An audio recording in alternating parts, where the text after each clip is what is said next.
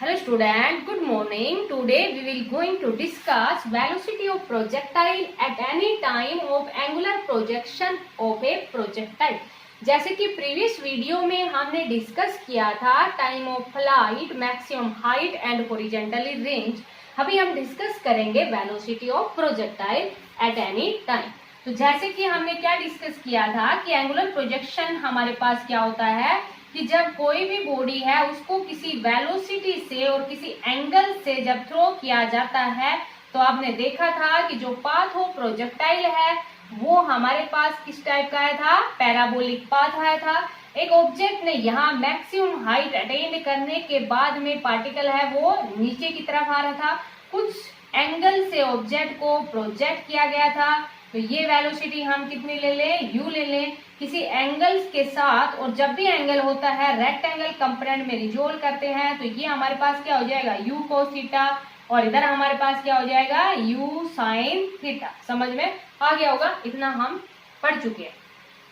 अब देखो बेटा यहाँ हमारे पास velocity of projectile at any time की बात कर रहे हैं। तो देखो यहाँ से जब किसी वेलोसिटी से उसको थ्रो किया गया है तो एक्सेलरेशन ड्यू टू ग्रेविटी है वो ऊपर की तरफ नेगेटिव होता है।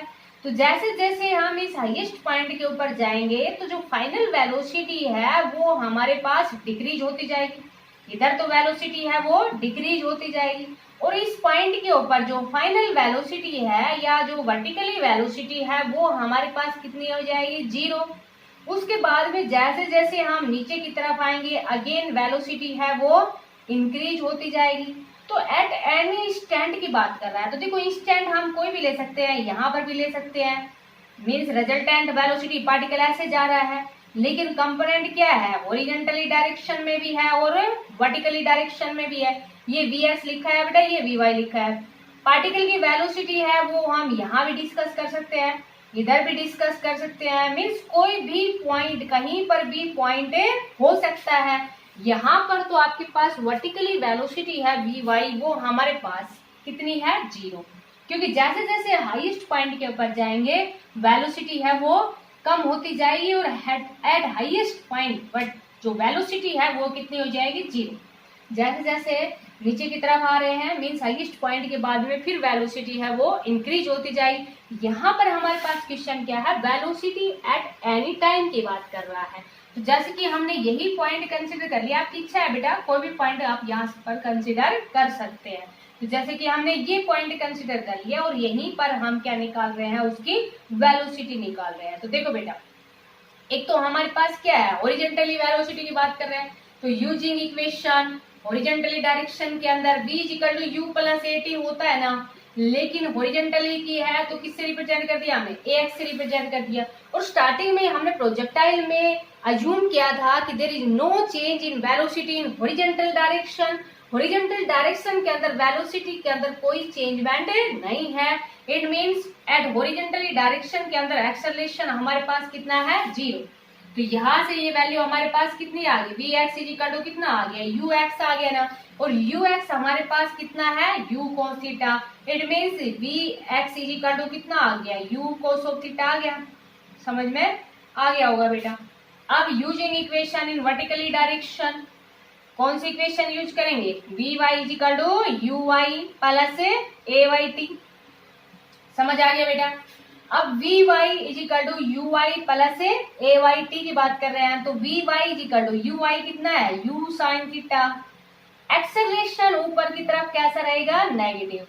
समझ में आ गया होगा ये भी आपको। vy इक्वल टू कितना आ जाएगा, u sin theta minus gt। अब देखो बेटा यहाँ पर ये हमारे पास क्या है, इसका रिजल्टेंट है और रिजल्टेंट हम किससे निकाल देंगे, यहाँ पर parallelogram law of vector addition से निकाल देंगे। और रिजल्टेंट है parallelogram law of vector addition से, वो हमारे पास क्या होता है, a का स्क्वायर प्लस b का स्क्वायर प्लस 2ab और एंगल इन दोनों के बीच में कितना है, 90 डिग्री। तो cos 90 की वैल्यू कितनी हो जाती है बेटा, 0। तो ये b इक्वल टू कितना आ जाएगा, bx का स्क्वायर प्लस by स्क्वायर का रूट। bx कितना है, u cos थीटा।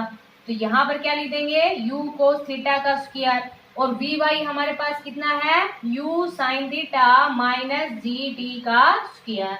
और इस सारे का क्या है, रूट। तो ये हमारे पास क्या आ गई, वेलोसिटी। समझ आ गया बेटा। अब इधर नोट करते हैं, देखो वेलोसिटी एट एनी इंस्टेंट। देखो इसको बेटा आप ऐसे भी लिख सकते हो सिंपल, क्योंकि ये हमारे पास क्या है, इसका मैग्नीट्यूड ही है। तो v इक्वल टू कितना आ गया बेटा, u square cos square theta.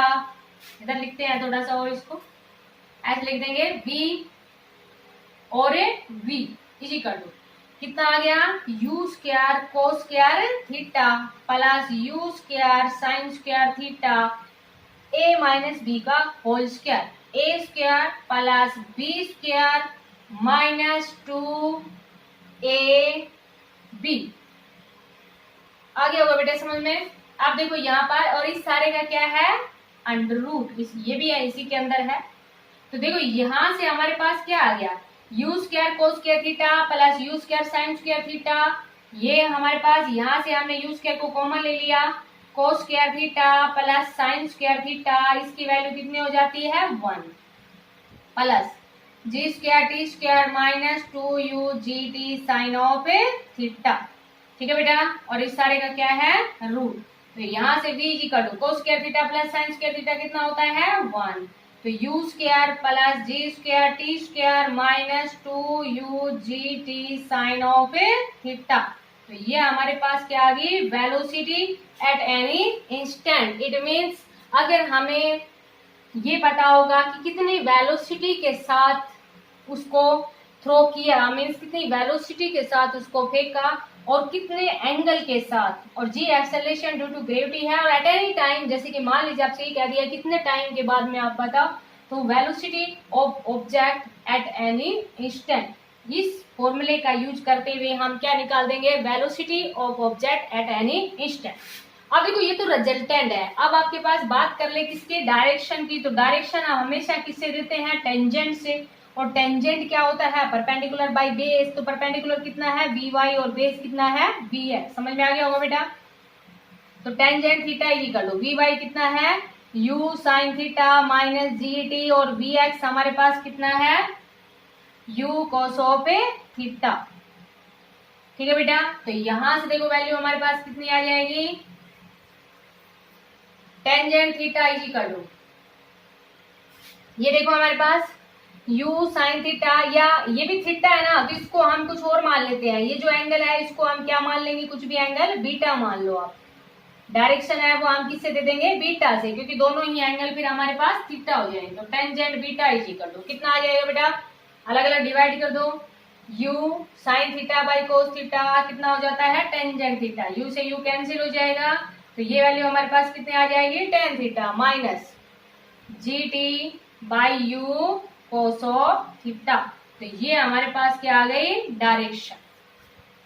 तो velocity of projectile at any time of angular projection of a projectile. तो for angular projection of projectile के लिए ये वैल्यू हमारे पास, अगर मैग्नीट्यूड की बात करें तो मैग्नीट्यूड के लिए जैसे अभी हमने फॉर्मूला लिखा था वो फॉर्मूला हम लगाएंगे मैग्नीट्यूड के लिए, और डायरेक्शन के लिए क्या लगाएंगे, tangent theta minus gt divide by u cos of theta. समझ में आ गया होगा बेटा, velocity of projectile at any time. अब एक पॉइंट आपको बताते हैं, जैसे कि किसी स्टूडेंट ने ये पूछा था कि जो हमारे पास प्रीवियस वीडियो थी उसमें टाइम ऑफ फ्लाइट के लिए, ये टॉपिक कंप्लीट हो चुका है बेटा, velocity of projectile at any time. अब एक छोटा सा पॉइंट हम डिस्कस कर रहे हैं। एक स्टूडेंट की प्रॉब्लम थी कि क्या टाइम ऑफ फ्लाइट है वो हम इस इक्वेशन का यूज करके भी निकाल सकते हैं। निकाल सकते हैं बेटा, लेकिन यहाँ पर जब ये इक्वेशन आप यूज करते हो, देखो वो इक्वेशन आपके पास सिंपल थी, लेकिन जैसे कि उसके कहने का मतलब ये था, इक्वेशन मीन से कि हम ये वाली इक्वेशन है मोशन अलोंग हॉरिजॉन्टली डायरेक्शन या मोशन अलोंग वर्टिकल डायरेक्शन, क्या इसका भी यूज करते हुए हम निकाल सकते हैं। तो निकाल सकते हैं, लेकिन आपके पास देखो क्या रहेगा यहाँ पर कि जब हम टाइम ऑफ फ्लाइट की बात कर रहे हैं, मीन से जैसे टोटल टाइम की बात करेंगे, फिर ये इक्वेशन लगाएंगे तो ये हमारे पास किसकी बात करेंगे, हम टोटल टाइम की बात करेंगे। जब टोटल टाइम की बात करेंगे तो यहाँ पर फिर हम डिस्प्लेसमेंट लेंगे। तो जैसे कि मान लीजिए किसी भी ऑब्जेक्ट को जब 90 डिग्री के एंगल से फेंका जाता है या इस तरह से वर्टिकली फेंका जाता है, तो वो मैक्सिमम हाइट अटेंड करने के बाद में पार्टिकल किधर आता है, नीचे की तरफ आएगा। तो जो टोटल डिस्प्लेसमेंट है पार्टिकल के द्वारा वो हमारे पास कितना हो जाएगा, 0 हो जाएगा। तो यहाँ पर हम कौन सी इक्वेशन लगा देंगे, motion along vertically direction. Time of flight के लिए डिस्कस कर रही हूँ बेटा ये पॉइंट में, टाइम ऑफ फ्लाइट पिछले वाली वीडियो का, इससे कुछ लेना देना नहीं है। टाइम ऑफ फ्लाइट ये टॉपिक नहीं है, ये टॉपिक कंप्लीट हो चुका है। टाइम ऑफ ए फ्लाइट, तो देखो बेटा motion along A vertically direction लगाएंगे, मोशन अलोंग वर्टिकली डायरेक्शन।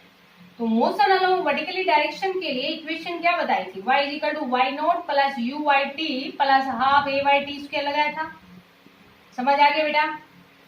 अब देखो यहाँ पर y नॉट तो कितना है 0, और ये डिस्प्लेसमेंट हमारे पास कितना आ गया, 0 आ गया। मीन्स टोटल जो डिस्प्लेसमेंट इसके द्वारा कवर किया जाएगा वो कितना आ जाएगा, 0। यू वाई हमारे पास कितना है, u साइन ऑफ थीटा, और टाइम के लिए हम क्या लगाएंगे, t। Acceleration due to gravity upward में कैसा होता है, नेगेटिव और टी स्क्वायर। समझ आ गया बेटा। तो ये देखो इसको इधर ले आएंगे तो half G T square is equal to कितना आ जाएगा, u sine theta into T आ जाएगा। एक टी से एक टी कैंसिल हो जाएगा, इस 2 को इधर ले जाएंगे तो G T is equal to कितना आ गया, 2u साइन ऑफ थीटा आ गया।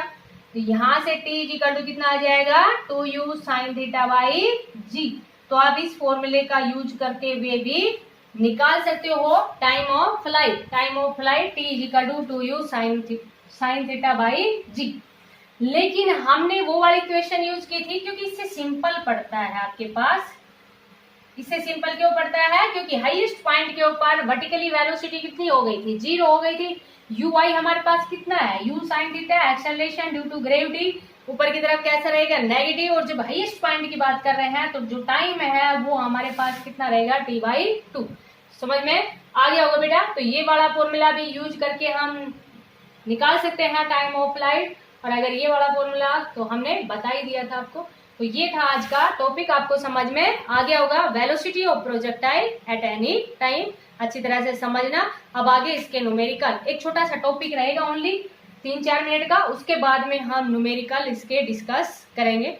Thank you, have a nice day.